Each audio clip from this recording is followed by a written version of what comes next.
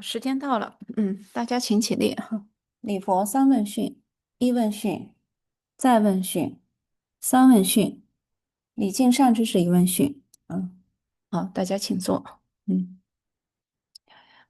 我们一起双手合十，原念哈。南无本师释迦牟尼佛，南无本师释迦牟尼佛，南无本师释迦牟尼佛。诸佛正法众中尊，直至菩提我归依。我以所行施等善，为利众生愿成佛。诸佛正法众中尊，直至菩提我归依。我以所行施等善，为利众生愿成佛。诸佛正法众中尊，直至菩提我归依。我以所行施等善，为利众生愿成佛。般若波罗蜜多心经，观自在菩萨行深般若波罗蜜多时，照见五蕴皆空，度一切苦厄。舍利子，色不异空，空不异色，色即是空，空即是色，受想行识亦复如是。舍利子，是诸法空相，不生不灭，不垢不净，不增不减。是故空中无色，无受想行识，无眼耳鼻舌身意，无色声香味触法，无眼界，乃至无意识界。无无明，亦无无明尽，乃至无老死，亦无老死尽。无苦集灭道，无智，亦无得，以无所得故，菩提萨埵依般若波罗蜜多故，心无挂碍，无挂碍故，无有恐怖，远离颠倒梦想，究竟涅盘。三世诸佛依般若波罗蜜多故，得阿耨多罗三藐三菩提。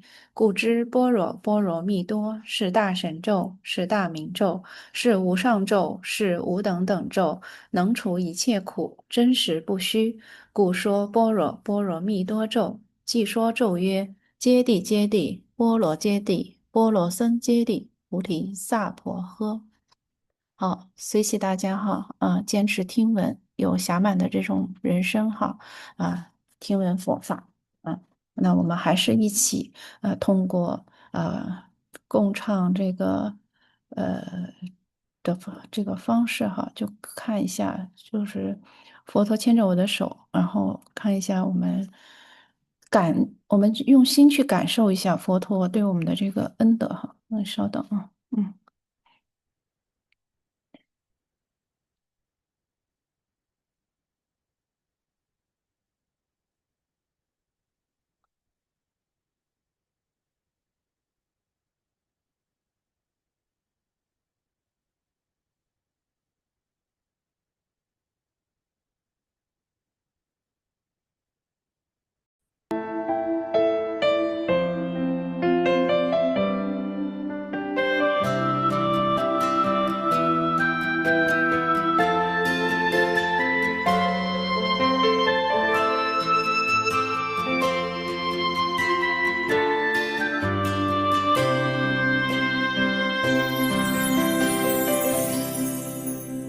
我们都像小孩般，很容易迷路，走在所迫的旅途，总看不清楚，一直跟着轮回转，感到很无助。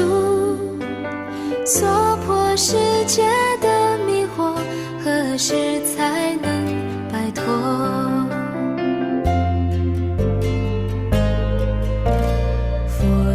诞生在娑婆，是来度众生。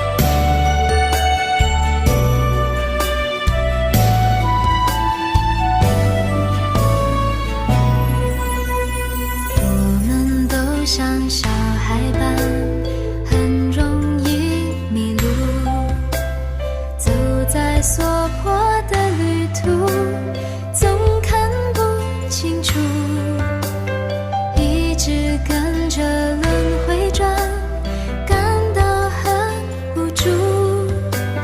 所迫世界的迷惑，何时才能摆脱？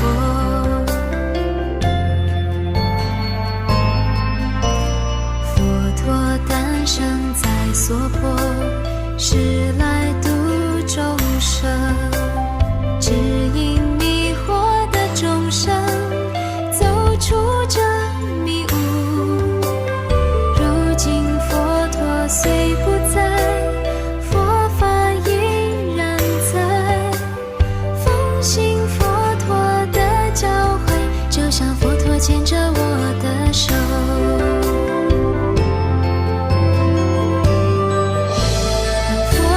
牵着我的手，为我指引迷路，有佛陀明灯伴着我，不再感到无助。让佛陀牵着我的手，带我走出迷雾，有佛陀明灯照着我，走向那彼岸的路。让佛陀牵着我的手，为我指引迷路，有佛陀明灯伴着我，不再感到无助。让佛陀牵着我的手，带我走出迷雾，有佛陀明灯照着我，走向那彼岸的路。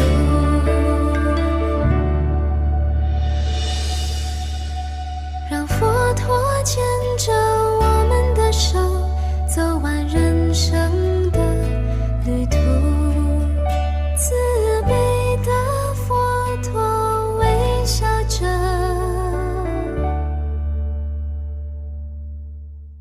在那彼岸等着我。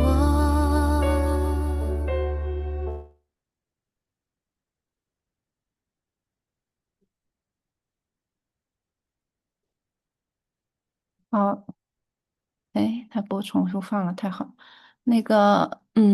下节课哈，看看有没有机会哈，就是你看，我们学习佛陀的道理是吧？啊，然后用佛陀的智慧点亮我们自己的心灯哈啊，然后从我们内心也时不时要想起佛陀给我们的教诲，然后我们下节课再听一首新的叫《普贤行愿品》，就是你的智慧要，你的内心的这种智慧，你要变成你的行为哈，要发大愿起大行，就像普贤菩萨教给我们的这种法门哈，我们慢慢一步一步走向解脱哈，所以要不我们就是颠倒想哈，出没生死中，就是好，那还是这种复习心得哈，雅梦。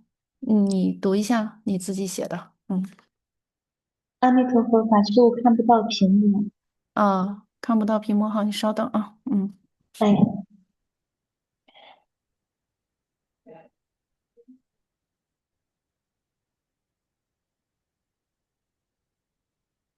看到了哈，看到了，阿弥陀嗯佛。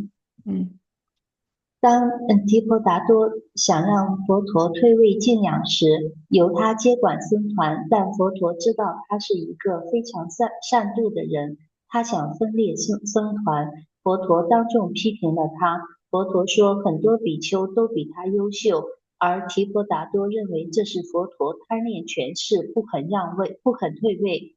相对比提婆达多的行为，佛陀对一切众生，鸟类还是人类，有伤在身，都为其医治，一视同仁，不求回报的慈悲，正是对提婆达多行为的一种反思。我们应当学习佛陀的智慧，在这个尔虞我诈的世界放下对名闻利养的执着，以慈悲心为出发点，服务众生，才能真正获得内心的清净与安宁。阿舍世王的故事是一个重要的警示，即使是罪恶深重之人，内心充满痛苦、渴望救赎的人，只要无畏无惧，恐惧之外，勿思未来，勿念自己，勿依赖他人，将恐惧置之门外，只要真心悔改并皈依佛法，也能够获得内心的平静和精神的解放。这就是生命之奥秘，所以我们平时也要做到平静心坐，心中坐，莫向身外求，安住自己，平静下来，多多学习佛法经典，感恩法师。嗯，好，我先随喜一下杨梦哈，他这个上次听了1个半小时，又复习了1个半小时，写心得又写了1个半小时哈，啊，非常认真哈啊，然后说1个半小时写心得很困难，但是这一次写的就非常的顺利哈，就证明他的心相续就慢慢一点一点的，他的这个思绪就越来越顺畅了哈，用佛法去思维这种。跟实际跟自己内心相结合的这种，就是通过写心得的这种方式，它会越来结合的越来越顺畅啊，随喜哈。那我们看一下上节课的内容哈，就是提婆达多他其实一直想代替佛陀哈，超越佛陀哈，但是他没有走到一个这个嗯。应该就是自己完善自己的这种正确的路上，而是，他就想分裂这个僧团哈啊，然后你看，我觉得这个让我也挺有启发的，就是佛陀呢，他是从整体考虑的话，他其实是要指出来他这个有一些问题哈啊，也会说一下实际的情况，说很多比丘比他优秀，但是提婆达多却认为是佛陀是贪恋权势，不肯退位哈啊，这个就是让我想起那个我们经常说的一句话哈，就是你眼中的世界哈，其实就是你自己的内心世界。那提婆达多他就是这么觉得的，他觉得佛陀就是贪名利，事实上他是他自己贪名利，所以还有一句话就是要出地不知二地事哈，就是佛陀的内心境界，如果你没有达到他那个境界，你是不了解的。所以这给我们什么启示呢？就是说，我们不要去用自己的想法去猜测别人去怎么想的啊，呃，他他那么做，他有他的缘起，他有他的这种发心。同样一件事做出去，不同的人的可能有不同的发心，所以就是我们平时一定要注意哈，不要去妄加评论他人啊，就是而是要去多随喜赞叹哈啊，然后知道自己的想法可能和别人不一样哈啊，所以这个我们就做好自己就好了啊。所以那个上节课还有就是，提婆达多的这种，就是回忆了一下佛陀的年少的时候和提婆达多的这种行为哈，就是年少的时候佛陀他比武的时候，他不愿意去刺杀那些鸟类哈，而且就是这种还医治他哈，这种就是他无论是对人还是对这个畜生道的这种就是众生哈，他都一视同仁哈啊。这个就是说，就是我们都反思一下，就是说，我们有没有做到啊？然后会不会像提婆达多那样哈，就是他为了一时的这种所谓的就是希望别人肯定自己哈，这个然后就忘了自己做这件事情的本怀是什么哈，我们应该怎么去做哈，然后另外一个就是，就是他这个学习这个佛陀的智慧，就放下对名利的执着。就刚才我们说的，其实都是这个佛陀放下对名利的执着啊。那我觉得这句话对我也很有启示，就以慈悲心为出发点，服务众生，才能获得内心真正的清净和安宁。其实很多时候，我们基本上都是以自我为出发点哈，服务我、小我、大我，就是我的什么什么什么，我的公司、我的家人、我的朋友啊，就是这样的啊。其实，嗯，这种慈悲心、大慈大悲的这种服务一切众生的这种大愿哈啊，才让佛陀成为一个觉悟者、成就者哈，然后他自己内心也是获得了真正的内心的清净和宁和安宁。要不有冤亲啊，有你我这种对立和分别就会有，那另外一个就是阿舍世王上节课说了是吧？啊，他后来发现他的父母、他的爱人都离开他了，所以他内心非常的痛苦，痛苦到觉得自己已经不能再没有资格再在这个王位上待着了。嗯，然后其实后来佛陀告诉他，你只有你最值得原谅的是你自己。那为什么值得原谅呢？他其实一方面，我觉得就杨梦他这个写的就是把那个劝那个谁的话放在阿舍世王身上也是很合适的哈。就是你不要怕你过去做了多少错事，而是你要是无畏无惧的，就是说你恐惧过去的事情已经没有意义了啊，你还是就是说去真心去悔过，去皈依三宝，去把善行啊去做善行，才能获得这种平静和精神的解脱哈。那这种善行，你能依靠别人吗？你内心的世界，别人能替你吗？他其实还是得依赖你自己去觉悟，依赖你自己去行动啊，这个就是生命的奥秘哈。所以，我们很多事情就是要向内求，而莫向外求哈。所以，但是你这个内心要平静，你肯定是要多学习佛法的这种智慧哈，才能内心真正平静下来。好，那请丽萍读一下啊，你的心得。好的，法师，隐心州那位24王为了自己的私欲，被贪嗔痴害得不择手段，使自己众叛亲离，身心疲惫。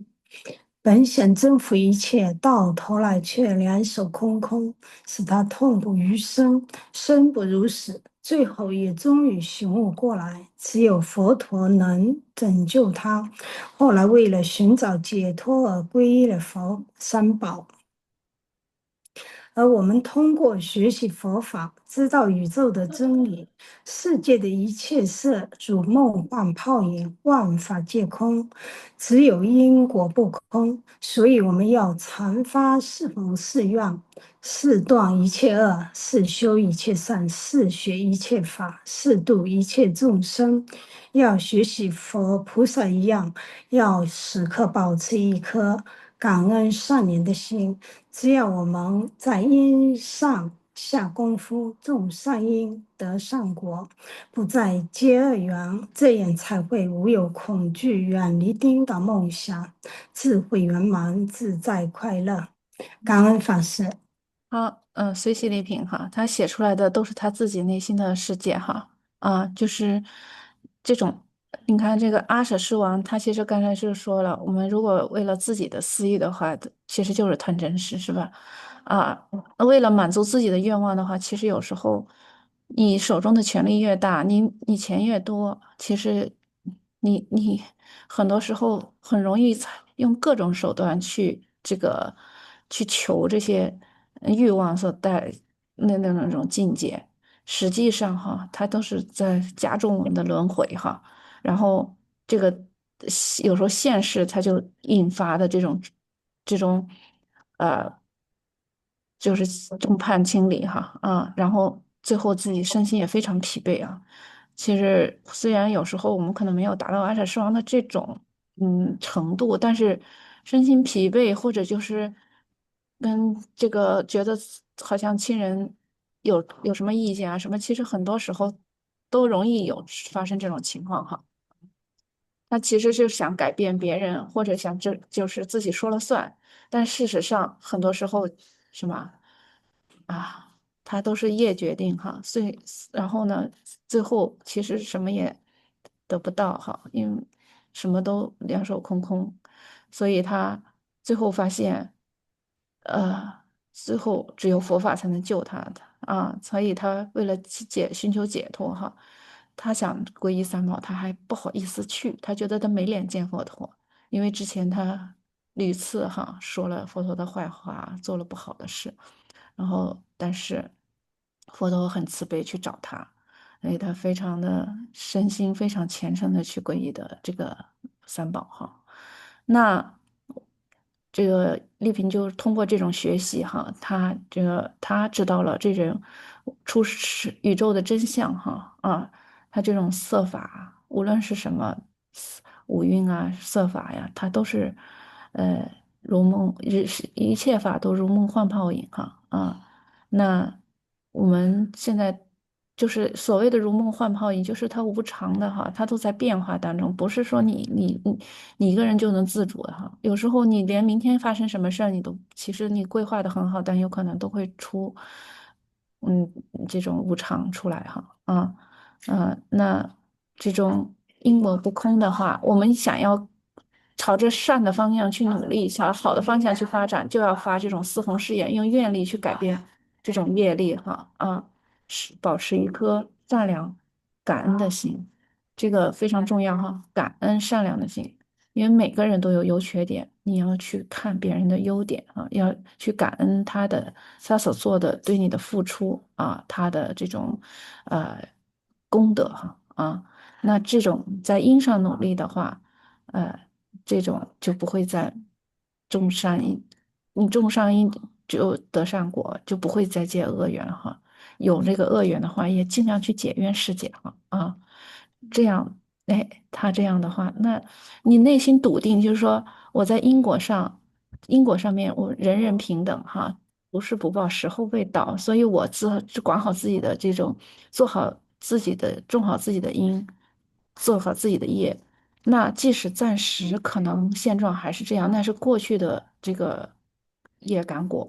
那我未来，我现在这个因上种了好因的话，我就不会有恐惧哈，我不会担忧未来，是吧？啊，我就不会去想出很多这个还没有发生的担心哈，啊，这样我就肯定会自在圆满啊，这也是一种智慧哈，自在快乐哈，那上节课还补充了说，这种担忧和恐惧，它的产生的原因是，有部分原因就是我们的四种语业哈妄语啊、绮语啊、离间语这种四种语业等等，这种它的这种增上的这种不断增长的这种力的缘故哈。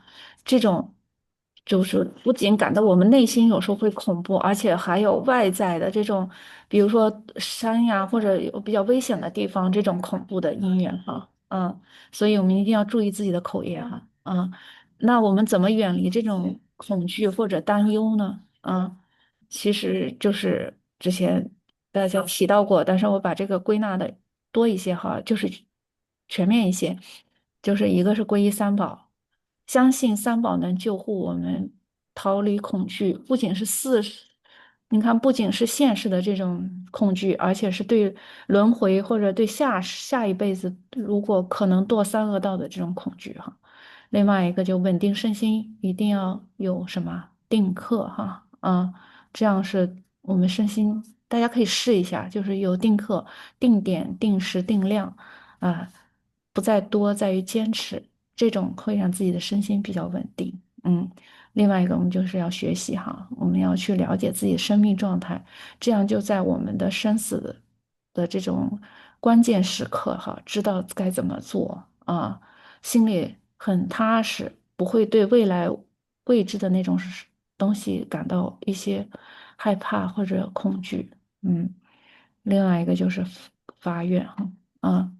就是如果我们以前就像世亲菩萨上，我们以前做了一些错事，那我们就发愿以更大的善心去弥补、去忏悔过去的这种错事哈。然后另外，如果我们内心有禅定和智慧的这种功夫，你就内心就很圆满，就自然不会担忧和恐惧哈。然后上节课还讲了这个破僧罪哈，就比如说提婆达多他破坏僧团和合，他最后这种破僧罪，他是罪里边儿最大的哈他会进入这种地狱哈，所以我们平时一定要谨言慎行。就有可能你夸赞一个人，无形中就贬低另外一个人，或者是这样的这种其实都是要稍微注意一下哈就是嗯，我们一起就个人各有各自的优点哈。另外一个就是那个如何让自己的心弦比较悠扬哈，就是佛陀告诉的那个就是阿舍世王，他说要让他什么，以后要依正法而行啊，不松不紧啊。然后后来又补充了一下，跟大家共勉的，就是你内心不仅要有智慧，而且要慈悲啊。然后这是干嘛的呢？它是这个剥离我们的烦恼和习气的哈、然后这样我们才能建立起这种清净寂静的这种新文化啊。嗯。好，那我们接着今天继续看哈，还是提婆达多他最后怎么改的果哈？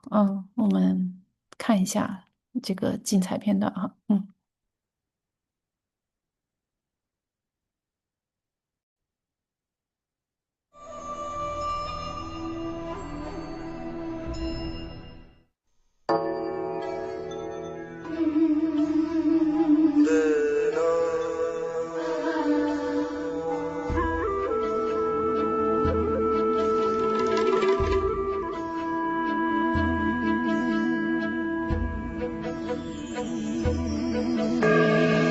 सत्य कथा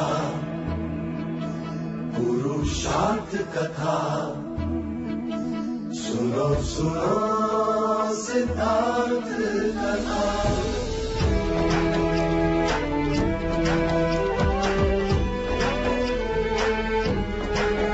संसार में दुख का कारण क्या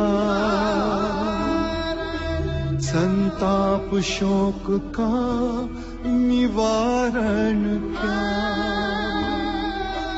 संसार में दुख का कारण क्या संताप शोक का निवारण क्या इस खोज में सब कुछ त्याग दिया हर वैभव से वैराग लिया वो सृष्टि से संयुक्त हुए सिद्धार्थ से गौतम बुद्ध हुए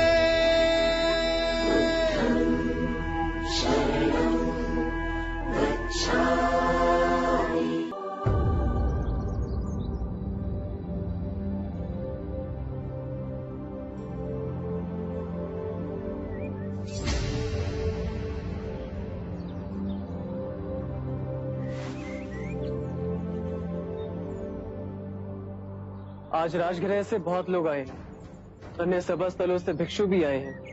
कोई प्रश्न या चिंता आप बुद्ध के समक्ष रखना चाहते हैं?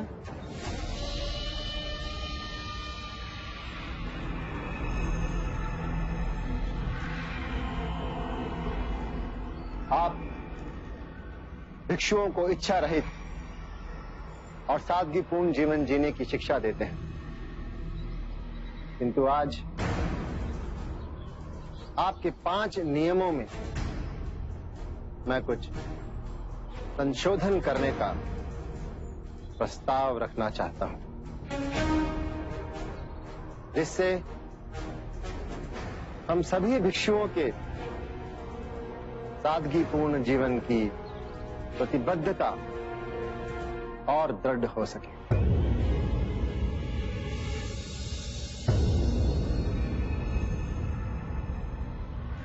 एक,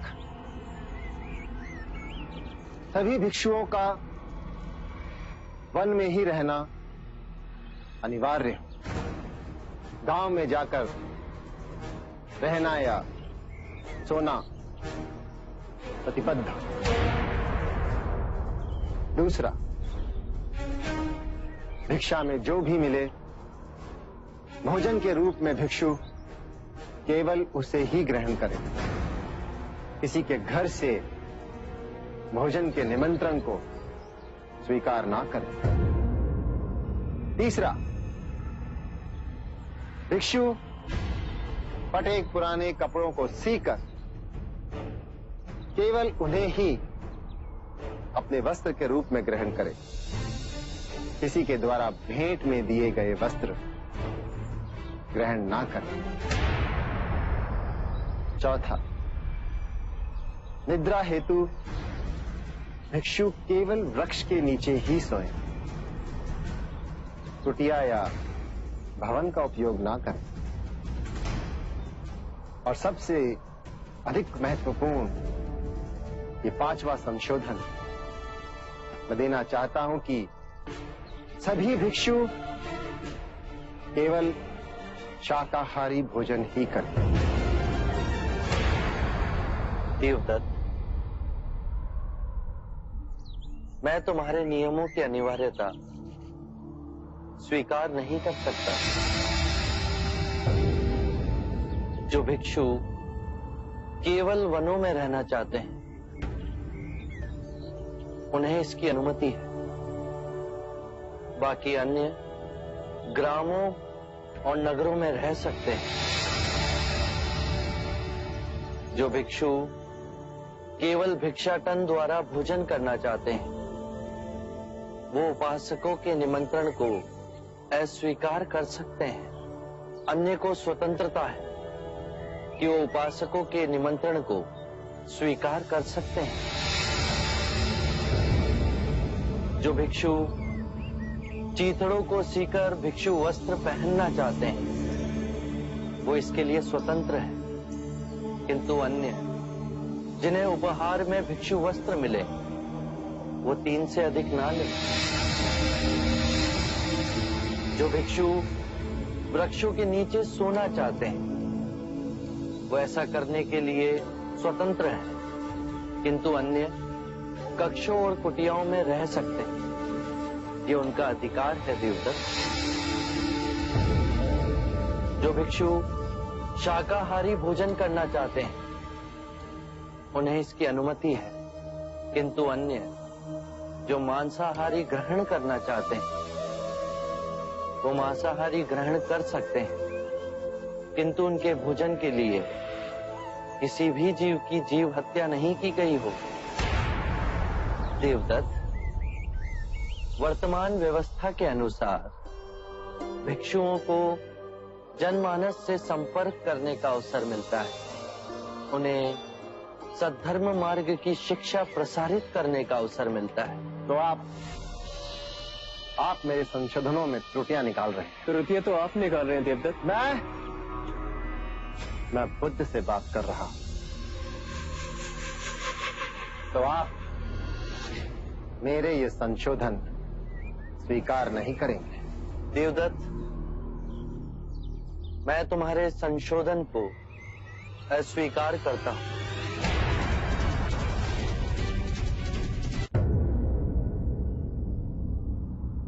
भिक्षु देवदत्त,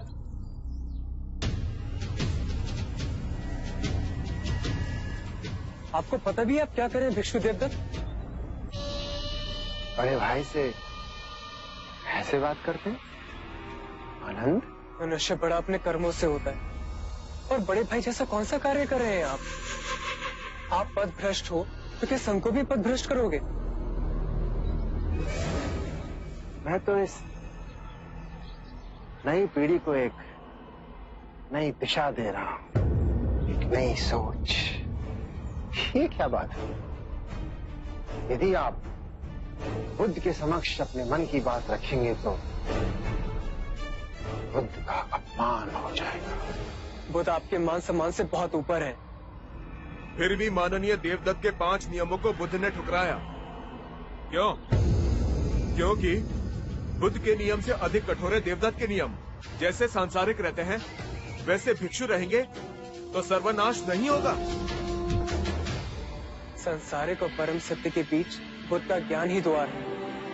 यदि संसारिक की अवहेलना की तो न जाने कितने सारे मनुष्य परम ज्ञान से वंचित रह जाएंगे। ये आप समझ नहीं पा रहे। बड़े कोमल हो गए, लेकिन ध्यान रहे तपश्चर्य बड़ा कठिन है, कठोर, और हम सब इसी कठोर राह पे आगे बढ़ रहे हैं।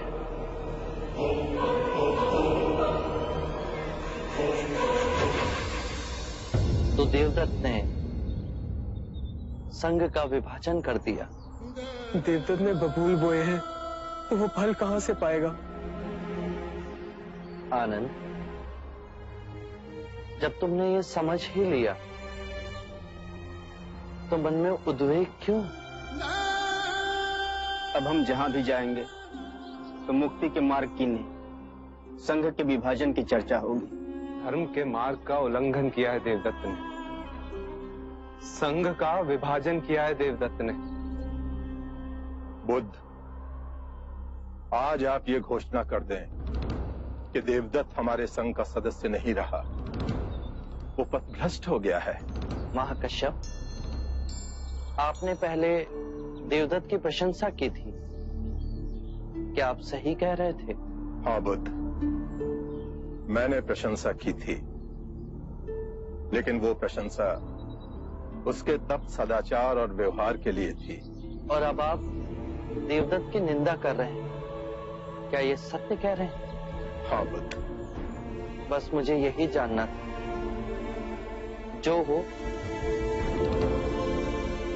सर्वप्रथम सत्य का साथ मत छोड़ें। तो कल प्रातः ही हमारे समस्त भिक्षु ये घोषणा कर देंगे कि देवदत्त पथभ्रष्ट हो गया है, अब वो हमारे संग में नहीं रहा।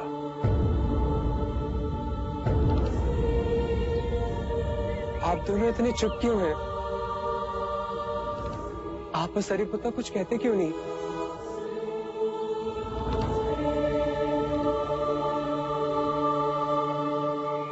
बुद्ध, मैं और मोगलाना देवदत्त के संग में जा रहे हैं।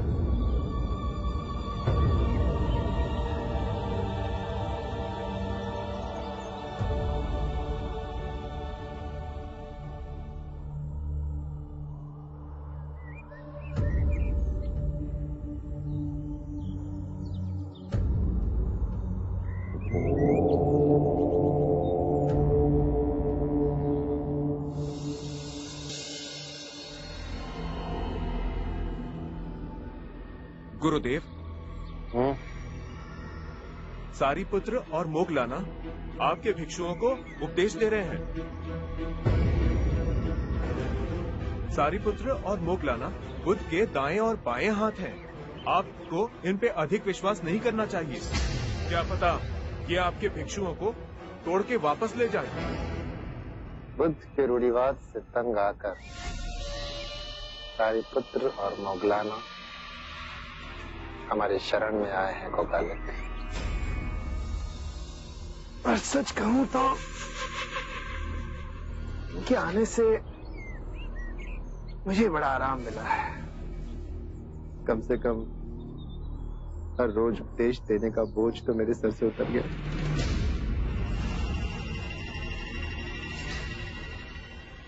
बुद्ध और उसके भिक्षुओं ने मुझे संघ से निकाला था ना, इनका मेरी शरण में आना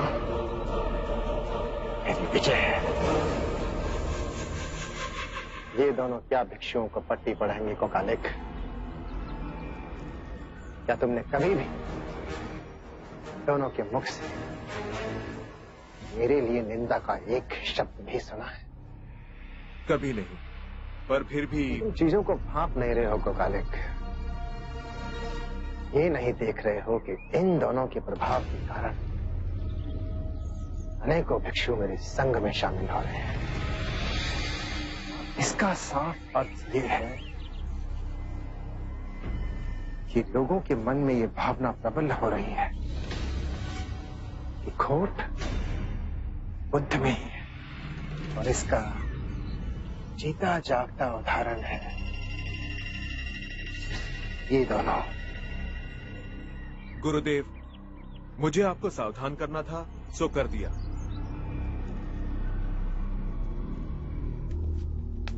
ये कपिलवस्तु का सैनिक यहाँ? प्रणाम राजन देवदत्त।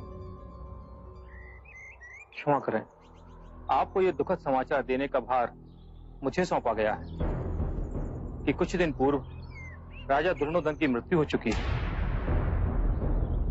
और उनकी मृत्यु के पश्चात महारानी मंगला का स्वास्थ्य दिन प्रतिदिन गिरता गया है। अपने अंतिम समय में एक बार आपसे मिलने की इच्छा रखती हैं और आपसे मिलकर आपको कुछ बताना चाहती हैं, इसलिए शीघ्र अतिशीघ्र आपको मेरे साथ कपिलवस्तु चलना होगा। हाँ, हम अवश्य चलेंगे इसी समय। कोमालिक, हमारे पीछे से संघ की देखरेख का कार्य तुम्हें संभालना है। जय गुरुदेव। ध्यान रहे। जय गुरु।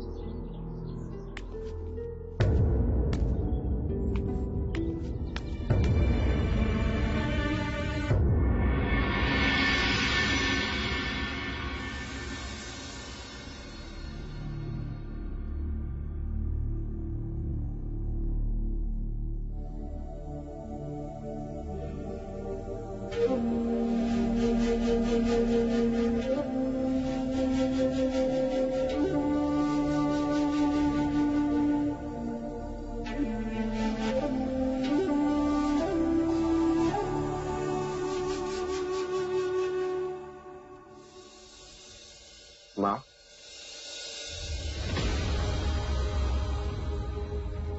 माँ, माँ देख। कौन? माँ मैं तेरा देव। माँ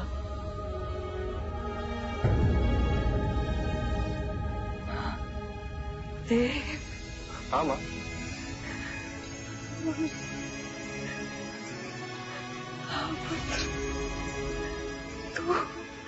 तू आ गया पुत्र। हाँ माँ। ये क्या हो गया माँ तुझे? अंतिम घड़ियां गिन रही हूँ पुत्र। नहीं माँ, ऐसा मत कर। कुछ नहीं होगा तुझे। पता है देव, जब मैं अपने जीवन के पुराने पन्नों को पलट कर देखती हूँ तो सिवाय ग्लानि और पश्चाताप के मुझे और कुछ नहीं दिखता। माँ, मैं कुछ कहना चाहता था तुझसे। नहीं पुत्र, आज मुझे बहुत कुछ कहना है। आज मेरा ये दशा तू देख रहा है ना, मृत्युशैया पे अकेली हूँ। कोई नहीं है बस ये पुत्र मेरा दंड है, मेरे कर्मों का दंड है। देव, मेरे एक प्रश्न का उत्तर देगा तू? हाँ माँ, पूछ ना। मैंने ऐसा क्यों किया? अपने पूरे जीवन में मैंने सबको धोखा दिया। जिन्होंने भी मुझ पे विश्वास किया, भरोसा किया, सबका विश्वास मैंने तोड़ दिया। छल किया मैंने। बता सकता है ऐसा क्यों किया? आज बचता रही हूँ मैं। वो जो मेरे अपने थे, जिनसे सब कुछ छीनना चाहा,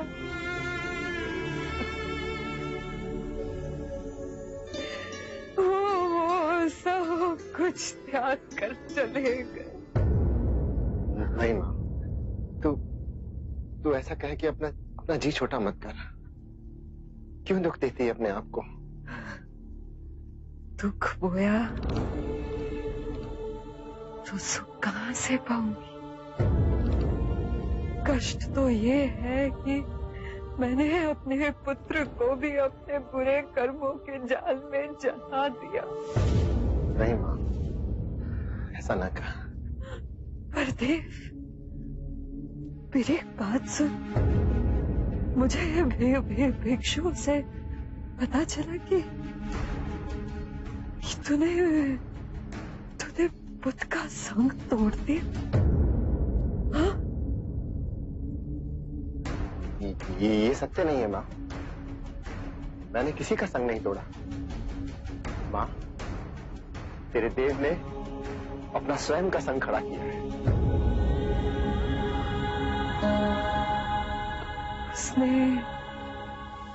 उसने सब कुछ त्याग दिया, इतनी यातना सही, इतनी तपस्या की, तब कहीं जाके सिद्धार्थ बुद्ध बना और तू उस पर अपना अधिकार जमा रहा है पुत्र। नहीं माँ, मैंने भी इतने वर्षों के जतन के बाद में बुद्ध के मार्ग में त्रुटियों को खोजा है, संशोधन किए, साधना की नई पद्धतियों को खोजा है माँ। मेरे कारण बहुत से युवा आकर्षित हो रहे और उन्हें अपने प्रश्नों के उत्तर मिल रहे। बड़ा अनर्थ कर रहा है तू। साध धर्म का मार्ग उन्होंने खोजा, उनके कारण आज तो त्रुटियां खोजने में समर्थ हुआ। देव, सावधान हो जा। समाज, हम बुरा करने वाले, हमारे मन के किसी कोने में ये प्रबल विश्वास होता है कि मृत्यु दूसरों की होती है, हमारी नहीं, हमारी नहीं। ना तू रहेगा, ना तेरा संग। जैसा करेगा पुत्र, वैसा ही करेगा। माँ, तुझे पता नहीं है मेरे कारण कितने लोगों के कष्ट दूर हुए। भ्रम है ये तेरा। जब तू छोटा था तब सिद्धार्थ बनना चाहता था, नहीं बन पाया। आज आयु बढ़ने के साथ साथ तू बुद्ध बनना चाहता है। तू कभी बुद्ध नहीं बन पाएगा पुत्र, नहीं बन पाएगा।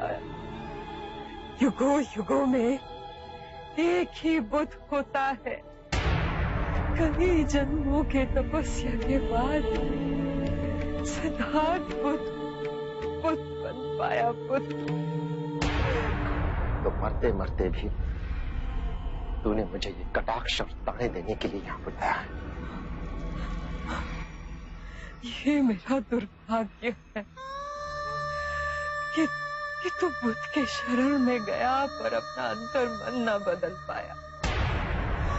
ईर्ष्या के कारण, मेरे दिए हुए बुरे संस्कारों के कारण तू उनके चरणों में बैठ अपने सारे पाप धोता। और पुत्र, तूने तो उल्टा बुद्ध पे ही आघात किया। तू कभी भी बुद्ध नहीं बन पाएगा पुत्र, मेरी बात मान। मैं बुद्ध बनूंगा माँ, मैं बनूंगा बुद्ध। यदि बुद्ध बनना चाहता है तो स्वयं अपना मार्ग खोज, नहीं तो बुद्ध की छाया बनकर चल। मुक्ति का द्वार स्वयं तेरे अंतर मन में खुल जाएगा। प्रतिष्ठा के पीछे मत भाग पुत्र, क्षणभंगुर है। मुक्ति ही सत्य है पुत्र। इतने वर्षों से बुद्ध के प्रवचन पर्याप्त न थे माँ, जो तेरे भी प्रवचन सुनूं मैं। उनसे क्षमा मांग पुत्र, उनके शरण में जाओ। कदापि ना होगा। यदि तूने मेरी ये अंतिम इच्छा पूरी न की तो ये हम दोनों के लिए अच्छा ना होगा। हाँ, तू मुझे अग्निदान नहीं देगा और मेरे पुत्र के हाथों अग्निदान न मिलने के कारण मेरी आत्मा भटकेगी पुत्र।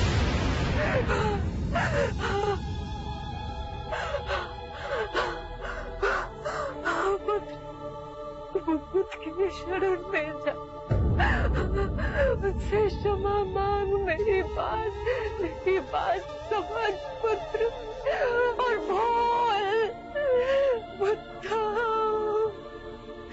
शरणं गच्छ।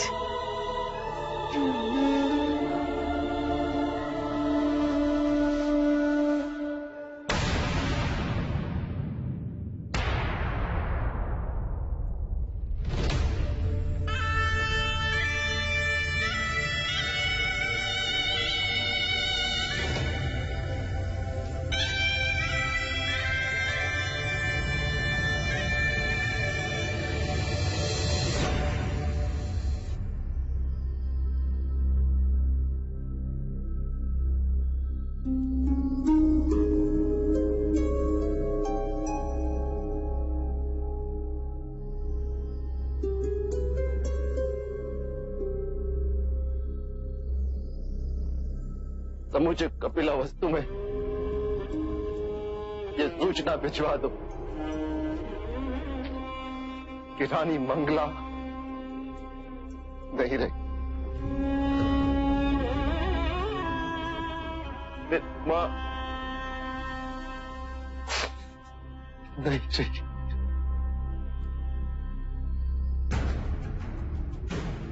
इसका अंतिम संस्कार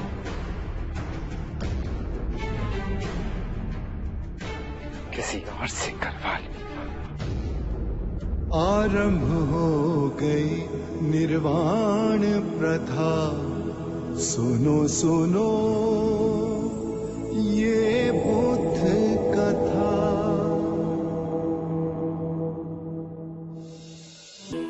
एक गौपालक ने गौ से दूध पाया।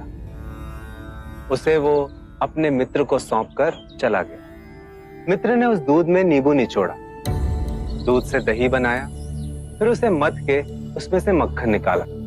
गौपालक जब लौटा तो उसने देखा दूध मक्खन बन चुका था और उसका वो मित्र उस पर अपना अधिकार जमा चुका था। क्या ये सही है? नहीं। सोचिए, यदि दूध ना होता तो माखन कैसे बनता? जिनकी करुणा और ज्ञान दूध के समान है सभी के लिए, उस मुनि बुद्ध ने कभी भी किसी वस्तु पर अपना अधिकार नहीं जमाया, बल्कि प्रेम और विश्वास से सब कुछ दिया मित्र को। पर मित्र ने चोरी की। गोपाल पालक हैं बुद्ध, और मित्र ये भिक्षुक देवदत्त। बुद्ध ने परम सत्य का गौरस निकाला और देवदत्त ने उसका माखन बनाकर उस पर अपना आधिपत्य जताया। हम आज अभी गौतम बुद्ध की शरण में जा रहे हैं। आप भूलकर अपने मार्ग से भटक चुके थे। करुणावश हम आपको सही मार्ग दिखाने आए थे। मैंने और भिक्षु सरिपत्ता ने जब ये अनर्थ होते देखा तो मन ही मन निश्चय किया कि हम आपका मन बदलकर आपको वापस ले जाएंगे। बुद्धा ने एक भी प्रश्न नहीं किया हमसे कि हम क्यों उनका संग छोड़ रहे हैं। उनके मन में हमारे प्रति कोई भी शंका नहीं उपजी, क्योंकि बोधिसत्व एक ही व्यक्ति है। शाक्य मुनि गौतम बुद्ध ने अपनी करुणा से ही संग बनाया। सब उनकी उंगली पकड़ के जन्म मरण के खेल से मुक्त होने निकले। इस शुद्ध संग का विभाजन उनकी आंखों के सामने हो, यह अत्यंत पीड़ा की बात है। यदि आप हमारे साथ लौटना चाहते हैं तो आपका स्वागत है। रुकिए भंते, हमें भी आपके साथ चलना है।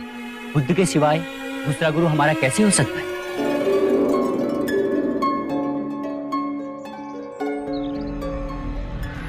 अरे ये सब कहां जा रहे हैं? कहां जा रहे हो? कहां जा रहे हो सब? हम बुद्ध की शरण में जा रहे हैं। उन्होंने हमारे आंखों की पट्टी खोली है, हमें सही मार्ग दिखाया है। हम जा रहे हैं। पाखंडी, धूर्त, देवदत्त के साथ इतना बड़ा विश्वासघात। और जो विश्वासघात भिक्षु देवदत्त ने गौतम के साथ किया। हमें आज्ञा दें भंते। नहीं नहीं, आप लोग नहीं जा सकते। जिसे स्वयं अपने क्रोध पर वश नहीं है, वह हमें ज्ञान का मार्ग कैसे दिखा सकता है? मैं भी जा रहा हूँ। नहीं, रुक जाओ। नहीं, मत जाओ। रुकिए, आप लोग नहीं जा सकते। रुकिए।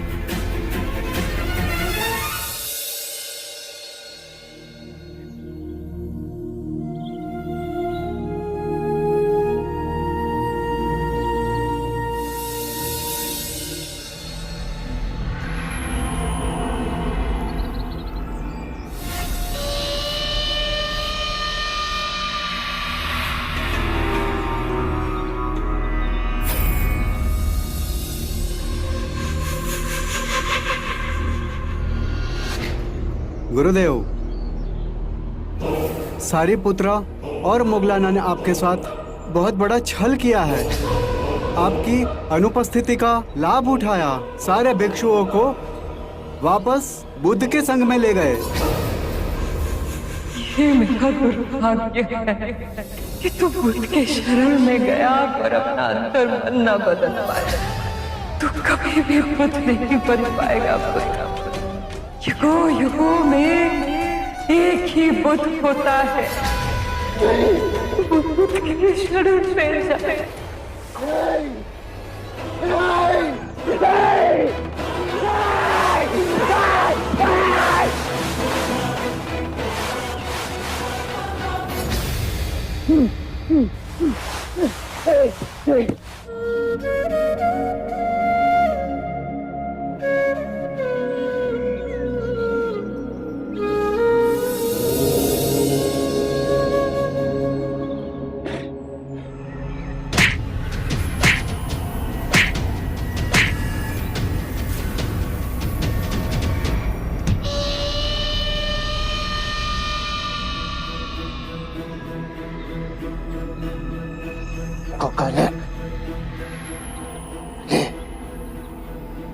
ले और मार मुझे, मार। मुझ जैसे सब कुछ जीत कर हारने वाले को दंड मिलना चाहिए। नहीं गुरुदेव, मार मुझे, मार मार, जोर से मार, इतनी जोर से कि मेरे शरीर से रक्त बहने लगे। हमें क्षमा करें, हमें बचा लें प्रभु। स्वयं आपके सिवाय कोई किसी को नहीं बचाता, कोई किसी को बचा भी नहीं सकता, किसी में क्षमता नहीं। इस मार्ग पर आप सबको स्वयं अकेले ही चलना होगा। हम चलेंगे बुद्ध। पहले जो रक्त मेरा इतना रक्त मेरे शरीर से बहेगा, यदि शांति अग्नि उतनी प्रबल होगी। हम घर का रास्ता भूल गए थे बुद्ध, अब हम अपने घर आ गए।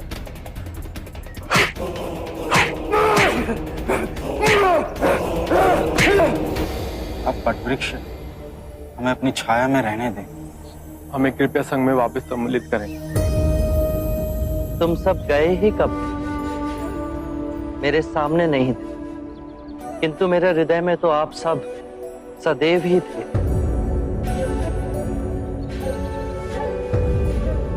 भटके हुए को मार्ग पे लाने आप दोनों निकले थे। इस मार्ग पर आपको कोई क्षति पहुंचती, उस बात की चिंता थी मुझे।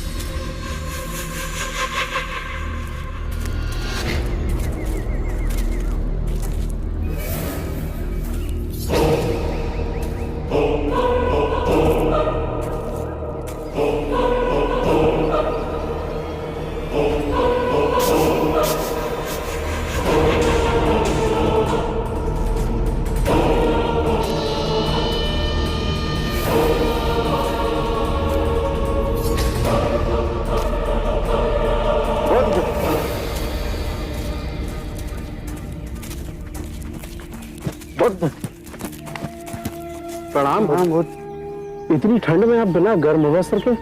न गर्मी मुझे तपाती है, ना ही सर्दी मुझे कपाती। अद्भुत है आप। हम आश्रम गए थे, पता चला कि आप भिक्षा के लिए निकल गए। आप हम पर कृपा करें, घर पर भोजन ग्रहण करें। आभार आपका। आभार तो आपका है गुरुदेव, आइए।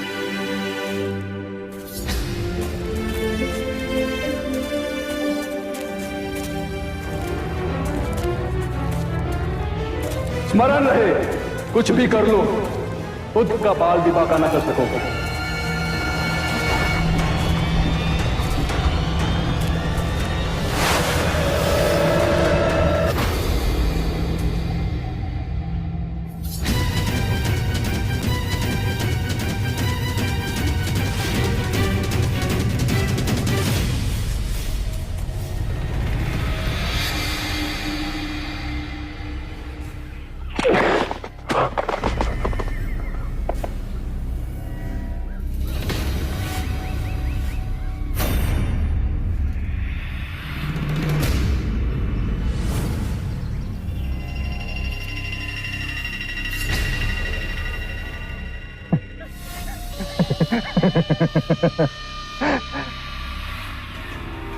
तुम्हारी मृत्यु का दिन तो निश्चित है सिद्धार्थ।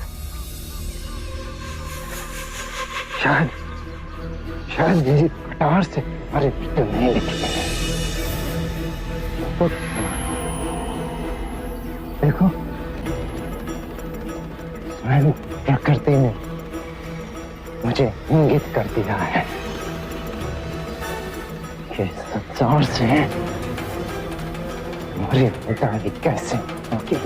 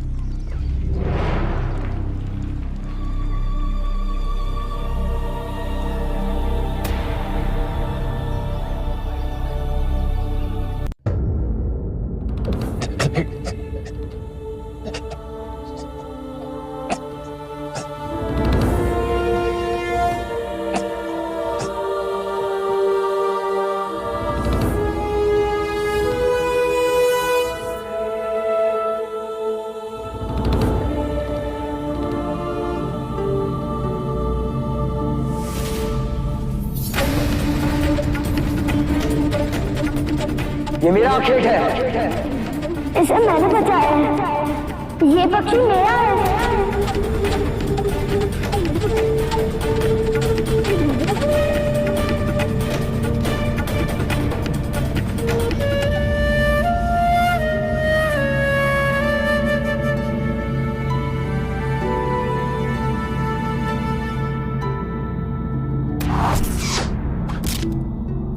अब ज्येष्ठा को सर्वश्रेष्ठ घोषित कर दे। मैं पक्षियों को नहीं मार सकता।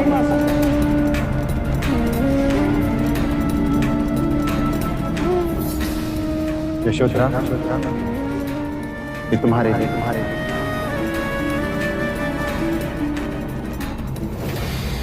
ये सारे पुष्प मेरी ओर से तुम अपने पास ही रखो। क्या अंतर है मेरे कमल में और सिद्धार्थ के दिए हुए कमल में? ये सारे पुष्प तुमने अपने सेवकों से मंगवाए हैं और सिद्धार्थ स्वयं जाकर लेकर आए हैं।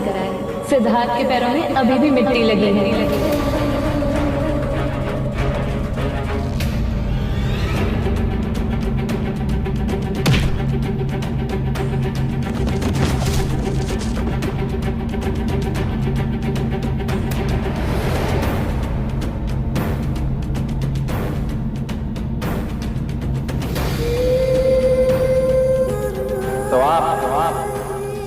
मेरे ये संशोधन स्वीकार नहीं करें।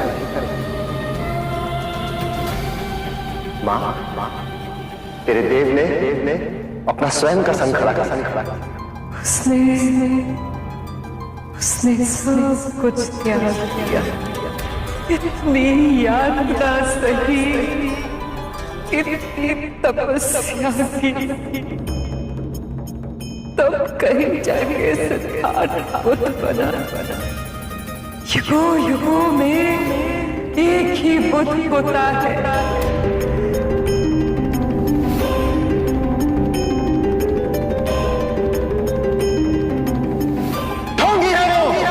बोधिसत्व को पाए बुद्ध एक अनमोल रत्न। हम मिट जाएंगे, हमारा नाम दुनिया के इतिहास में लुप्त हो जाए, पर बुद्ध की चेतना वो हमेशा इस संसार को रोशनी देती।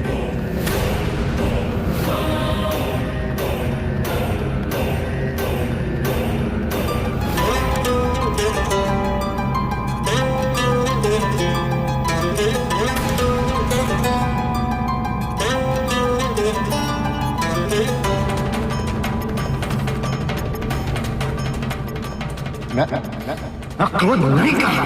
क्रोध करना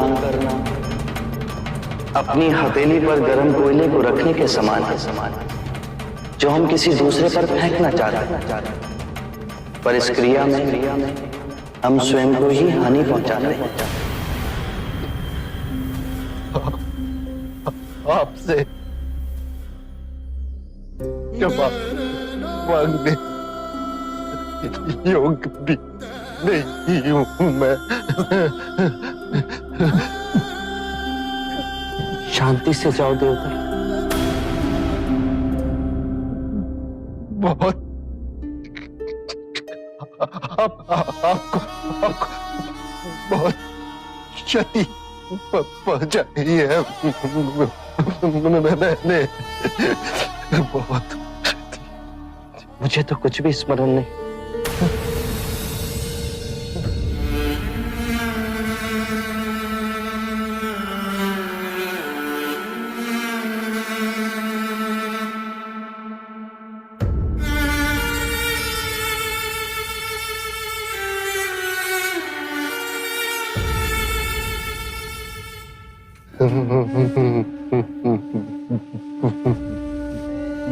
बुद्धं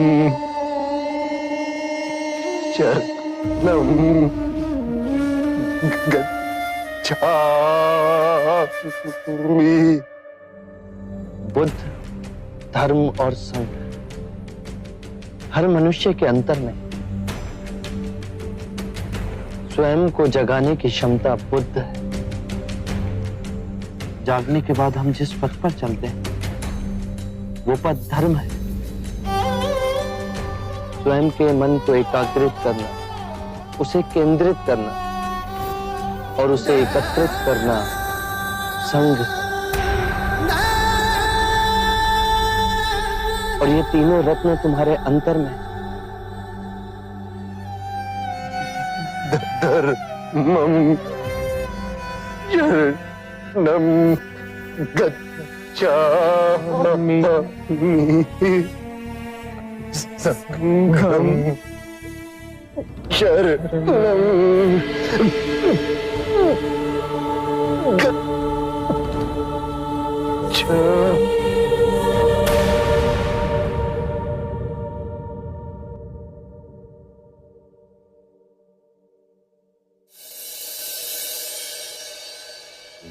आरंभ हो गई निर्वाण प्रथा, सुनो सुनो ये बुद्ध कथा।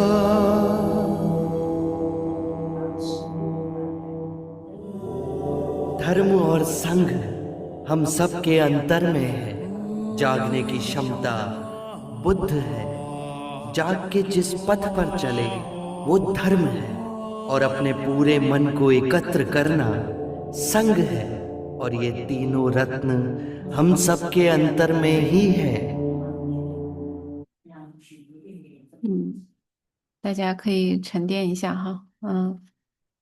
这一集说了什么呢？有什么感受？其实，就是提婆达多最后还是醒悟了哈。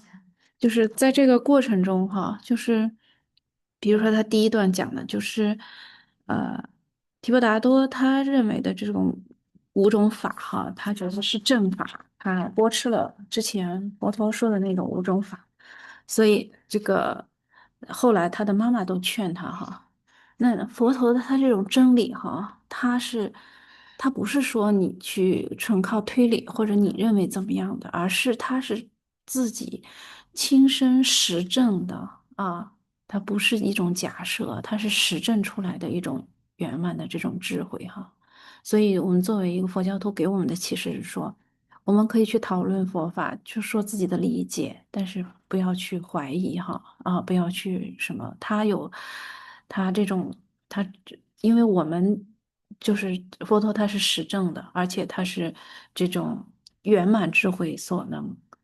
这种最后给我们根据缘起，然后跟我们说的这些话啊，然后我们可能经验啊，或者是什么有限的时候，他智慧不圆满的时候，他可能做出来的他是这种所偏颇，所以就是不要去怀疑要去相信哈另外一个想跟大家再说一下这个。提婆达多他犯了五无间罪的之一哈，所以他当下就感果了，是吧？他都不用等到下辈子，因为他这个业太重了啊，他重到他当下就感果所以就是这种，我们以后看了学基手论，它关于什么业当下就感果，什么业是一定会感果，什么业是比较重的，怎么去感果它都有一个非常详细的论述。我们今天既然涉及到这个五无间罪的话，就把这一块儿先讲一下哈。然后另外一个就是一直在强调这个皈依三宝哈，你看他们临终的时候，他皈依三宝，其实他都能就是把原来就是这种罪业和洗刷掉一些，就是佛陀他们得会去救度的，因为他皈依他嘛。另外一个就是，你看我们晚殿经常唱的那个，先唱那个诗时的时候会先唱众生无边誓愿度的那个四弘誓愿。然后还会唱自信终身誓愿度的那4句话，其实就是我们这个皈依三宝它不光是就是外在我们去礼佛去这种学法还有去跟着僧团呀，这个是必要的，但是不只是这些哈，就是我们这个佛陀的这种，就是最后要变成我们的内心的相续哈，就是。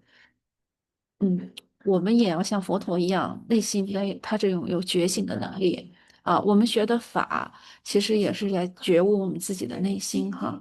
然后我们为什么要跟着僧团一块儿学习？就是我们将自己的身心，不光是心，而且要包括身体，就是僧团也会做各种善行带着大家，所以就是身心都投入了哈。这个你自己的身心也要投入进去哈所以这个就真正把这个外在的三宝变成你自己内心的三宝了。好，那我们请玉英在吗？读一下这个五无间罪以及它的果报是什么？好的，法师。阿弥陀佛，法师好，师兄们好。所谓无欲，只罪大恶极，极欲离者，有大乘无力与小乘无力之分。一小乘无力杀父杀母杀阿罗汉，恶心出佛身血，破和身，前2种罪为一恩田，后3种罪则坏德田，提其行将成为堕无间地狱之因，所以亦称为无无间业。分别而言，前3者指故意杀害父母阿罗汉，破和身又分为2。第一，离开原来所以之僧团，而成立新僧团，行不杀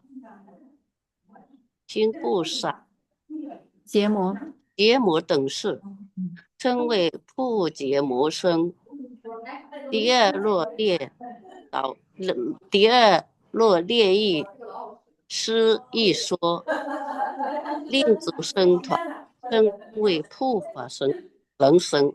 好，谢谢哈。法师，谢谢云。就是我们这个大乘和小乘的忤逆哈，它有稍微不一样的内容哈。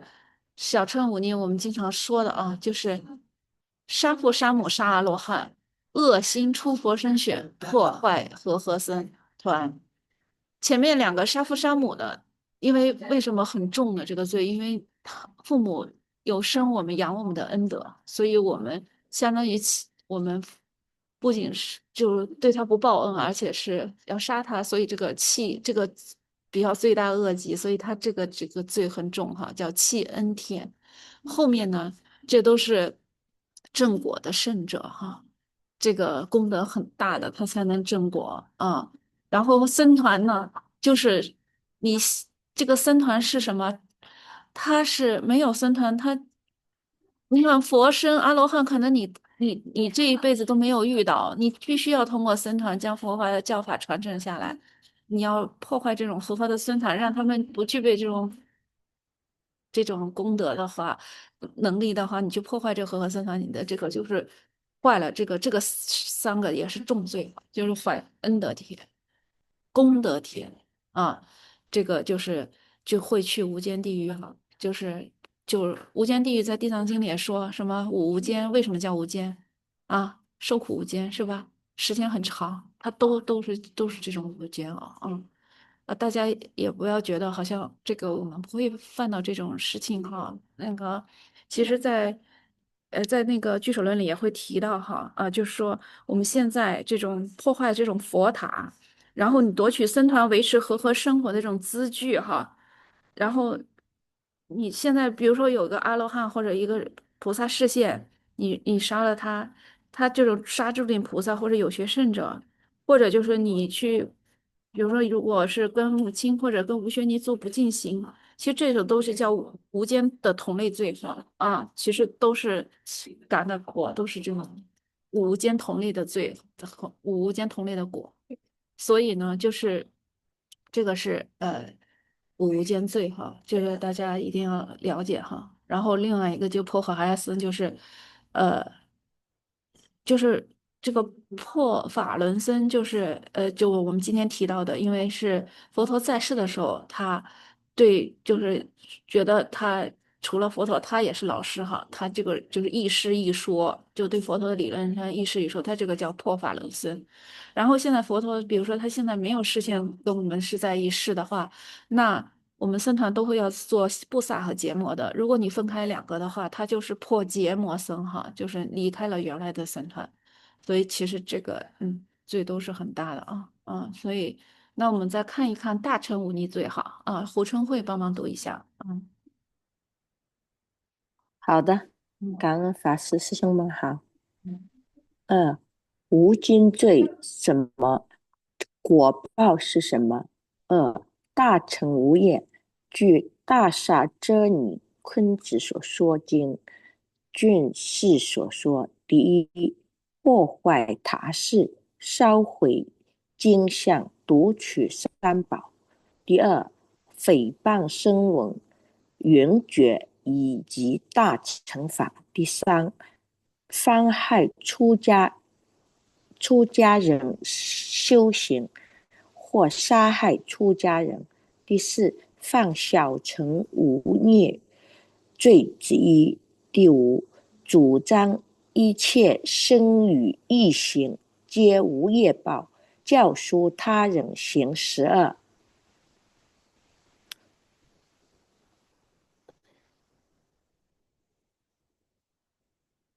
好嘞，法师。随喜春慧哈感恩法师。那这个大乘的忤逆罪哈，它这都是经论说的哈。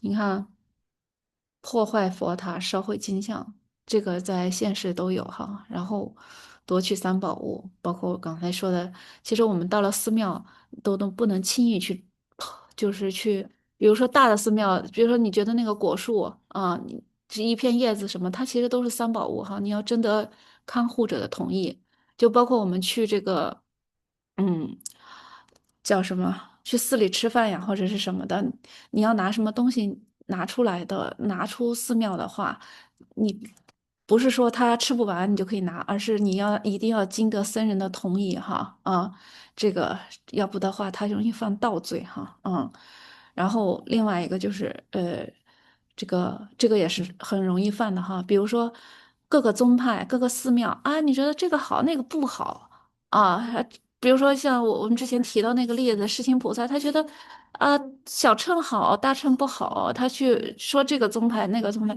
哎，其实都是佛法哈，条条大路通罗马是吧？他只要符合佛法的真谛，他都是可以去指引你解脱，所以不，你要说这个好那个不好，其实也是容易放这种毁谤。第三个哈，就是说这个妨害出家人的修行是吧？有的不愿意出，就是说出家怎么不好呀啊，或者是不愿意家里人出家呀，这些或者就是有的去伤害这种出家人，他其实都是这种很不好的罪啊。第四个就是小乘忤逆罪之一哈，另外一个就是什么不信因果啊，就是这种觉得没有因果，或者教唆他人去行使这种实施恶业的哈，这个都是无间罪同类所以大家一定要注意啊。好，那刚才说了，就是了解了以后，就是我们要去谨言慎行。那刚才说我们这个皈依三宝非常重要，我们这节课还继续去讲哈，为什么它很重要哈？那么请晚秋读一下啊。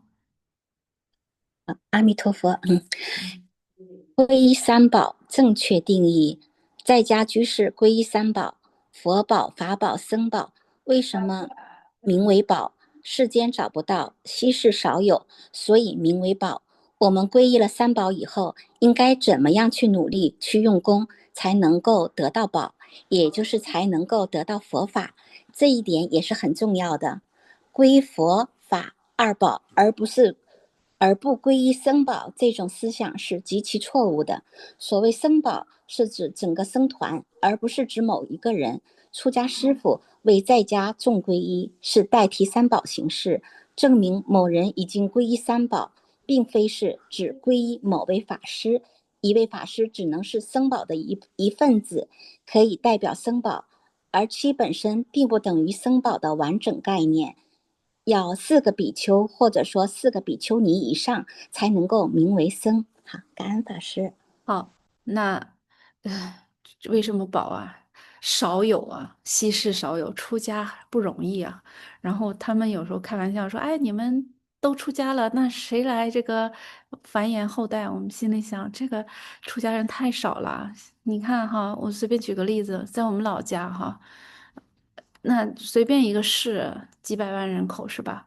他们说县市的这个整个市的出家人不超过10位哈就是这个其实这种非常难得的所以这个就是这个，而且他这种学说，它能帮助我们究竟解脱哈，所以也是千声喊喻什么万劫难求，所以它非常的少有所以我们遇到了，我们就好好去珍惜那另外一个就是二宝弟子哈，就是也是一种社会现象，它可能在国内多一些，就是这种，就是前几年会多一些，因为有一些乱象嘛，所以他们分不清楚，就会觉得这么，但其实我们一定要记住，一定是皈依的是三宝，而且是整个僧团，就是我们可能对某一位法师可能会比较相应，但是一定要不要就是说最后执着进去了，就是不听别的法师的这种话，或者觉得别的法师的不太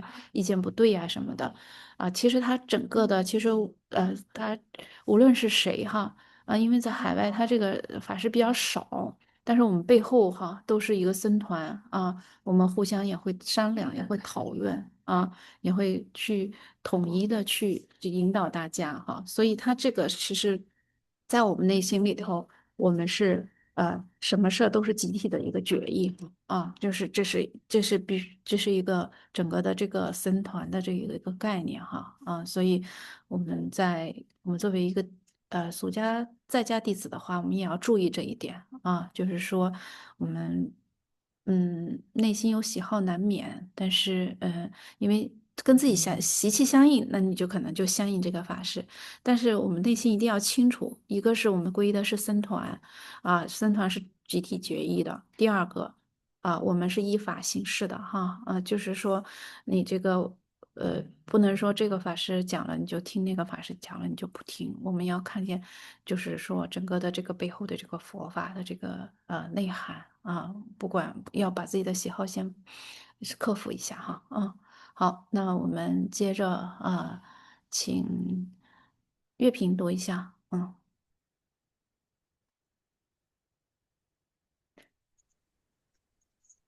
好的，阿弥陀佛法师。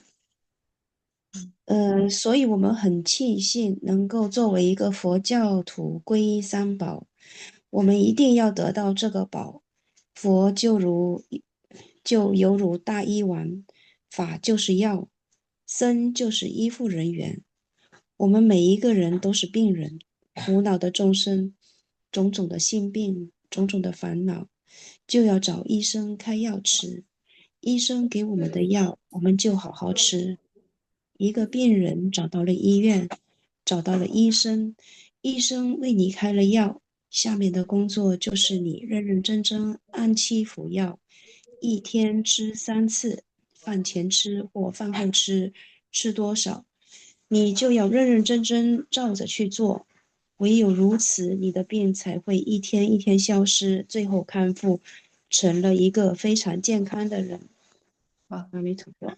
随喜哈，这就是做了一个比喻哈，就把这个皈依三宝啊，把佛比喻成一个大医王，他给我们讲的法就是这个药，然后僧人其实就是什么，跟你在一起的啊，能看着你，教你怎么吃药的这种医护人员。要不你个药怎么吃，饭前饭后怎么吃，一天几次你可能都不清楚啊。然后这个其实就是，到最后关键是什么？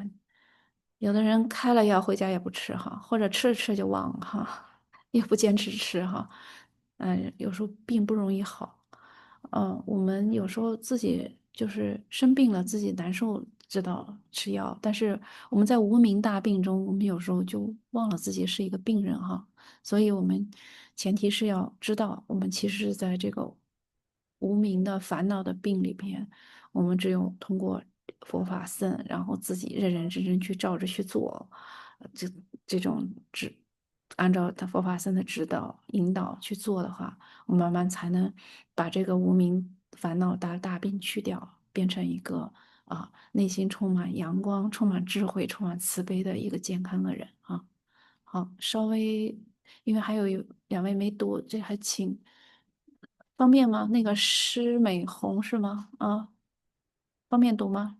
施美红。可以的，法师。您读一下。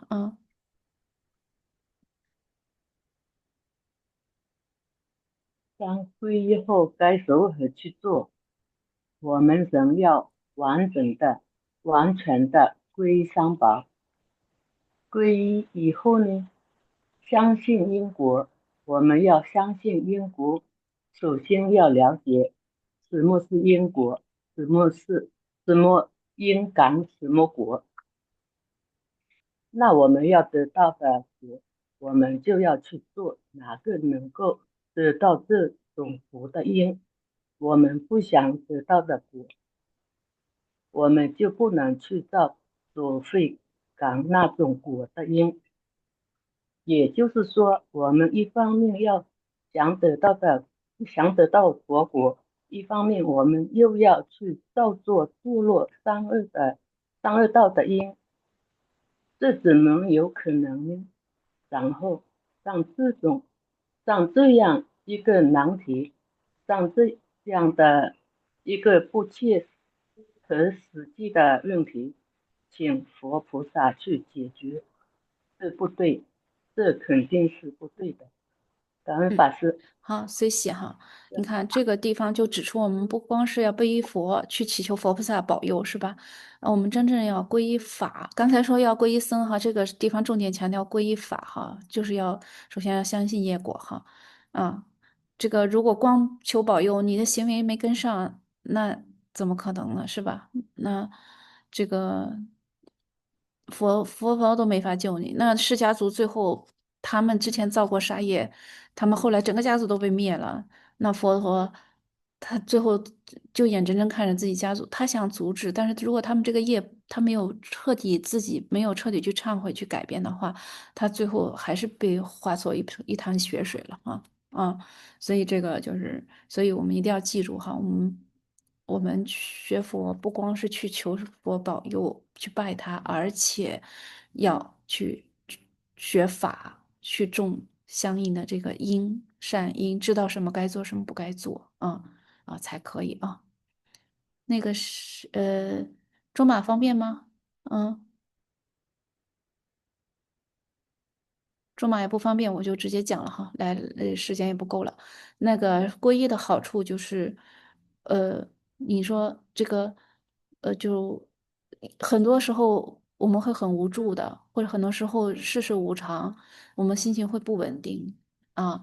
所以他这个，我们如果这样直诚的去归头依靠三宝的话，这个依靠这种善法的力量，这种心绪会持续稳定，不断增长哈。所以看你佛法学的对不对路，就你看你自己的情绪会不会越来越稳定哈越来越想得开哈烦恼越来越少然后另外一个就是还有一个就是你呢就是对自己的关照能力会越来越强就是你皈依的话就是这个依靠善法，你的身心就会稳定。你如果恶业现前的话，你也可以及时观察到，如明镜自照，是不是很好？这种状态，你只有自知自己照清楚自己了，你的那个烦恼都能去掉一半然后这种内心就可以寂静一些。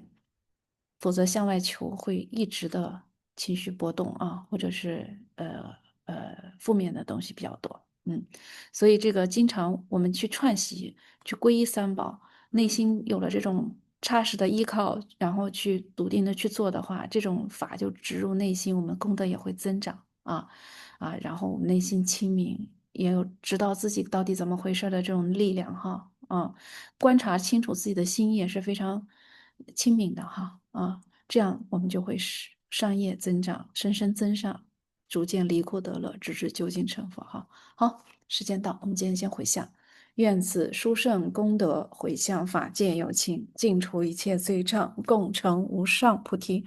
好，请大家起立，礼佛三问讯：一问讯，再问讯，三问讯，礼谢善知识一问讯。随喜大家。感恩法师，感恩法师，阿弥陀佛，感恩法师，感恩法师，谢谢大家。阿弥陀佛，感恩法师。